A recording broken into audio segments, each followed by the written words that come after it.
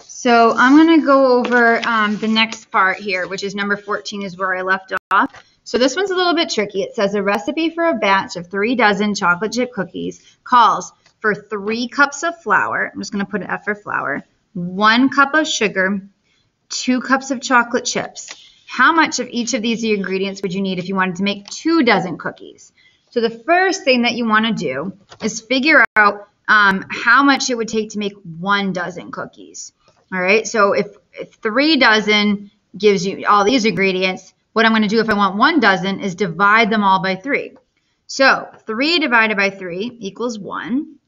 1 divided by 3 means 1/3. And 2 divided by 3 means 2/3. So that means you need 1 cup of flour, 1/3 of a cup of sugar, and 2/3 chocolate chips. This now is what I need to make 1 dozen of cookies.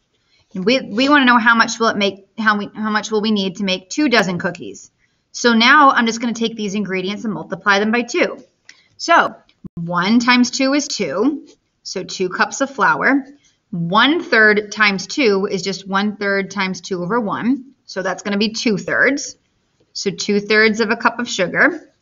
And 2/3 times 2, again, is just written like this, is 4/3. 4/3 is 1 1/3. So 1 1/3 cup of chocolate chips. So that's how you would do number 14. Divide everything by 3 to figure out how much 1 dozen would take, and then multiply them by 2 to figure out 2 dozens. Okay, number 15. It says find the area of the polygon with vertices A, 0, 1. So what I would do, especially on the MCAS if they give you one like this, is just draw a quick little grid. So I'm going to draw a grid. I only have to go out to 5 and 6, I think. 4, 5, 6. 1, 2, 3, 4, 5, 6. 1, 2, 3, 4, 5, 6. 1, 2, 3, 4, 5, 6. Okay, so I'm going to plot these points. So 0, 1 is nowhere right or left and up 1. B is 0, 5. So nowhere right or left, up 5. So 1, 2, 3, 4, 5. Okay, C is 4, 5. So over 4, up 5. And D is 6, 1. So over 6, up 1. So when we connect the dots, it looks like we have a trapezoid. They want us to find the area of that.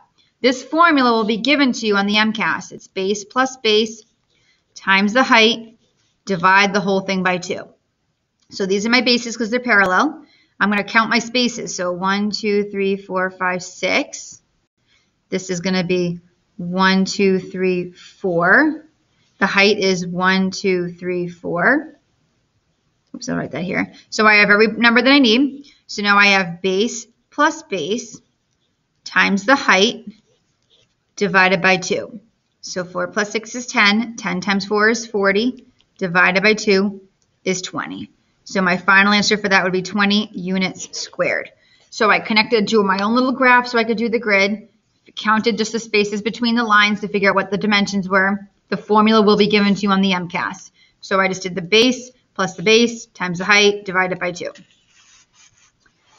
Okay, number 16, stem and leaf plots. So this is the one where you write the word stem, you write the word leaf, and then we're going to look for the smallest and biggest number in the data. So it looks like the smallest is 34, I think, and it looks like the biggest number is 62.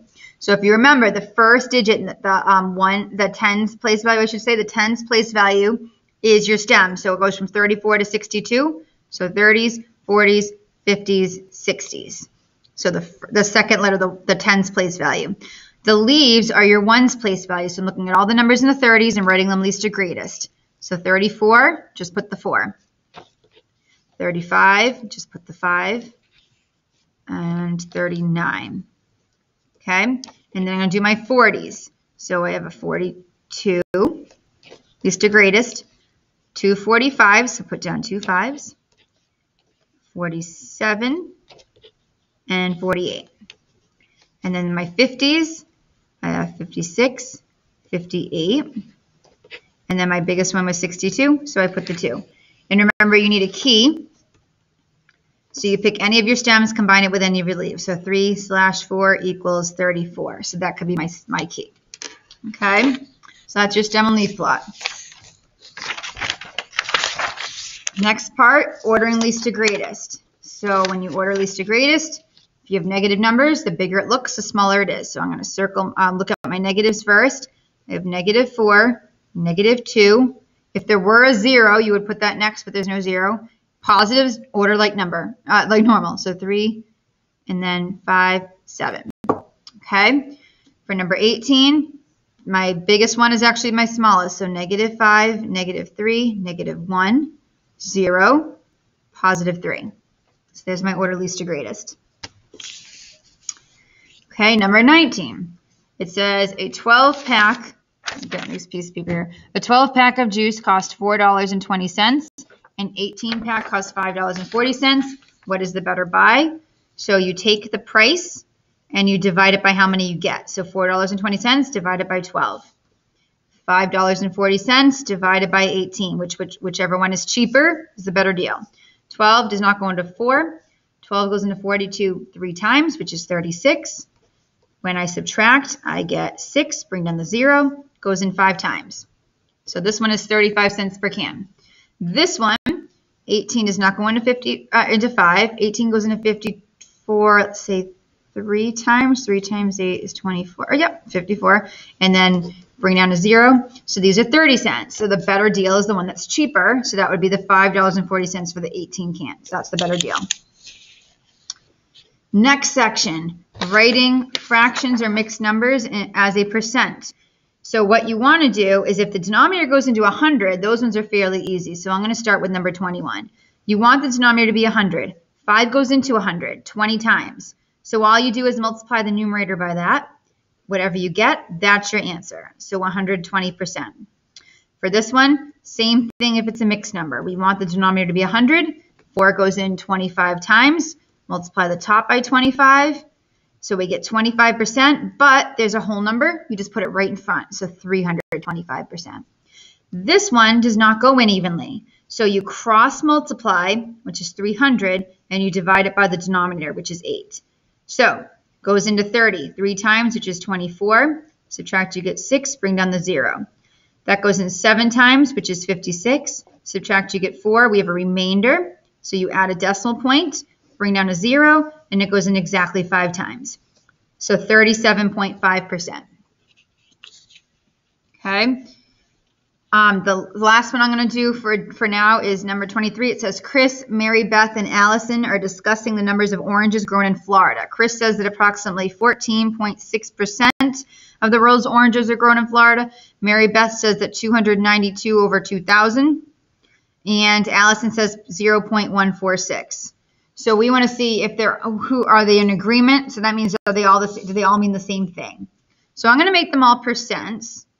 So to make a decimal into a percent, all you do is move the decimal 2 spots to the right. So when I do that, I get 14.6. So far, 2 of them are the same answer. Now I'm going to try this one. So what I'm going to do is divide them both by 2, so I can get this to be 1,000. Divide this by 2. I get 1 here, 2,094. So I get 146 over 1,000. I want to divide, I know 10 won't go into this evenly, but if I divide it by 10, that's the same as taking a 0 off, putting a decimal over, which is 14.6%. So they do all equal the same thing. Okay, so that's the last one that you need to do for today. So check and see how you did compared to me.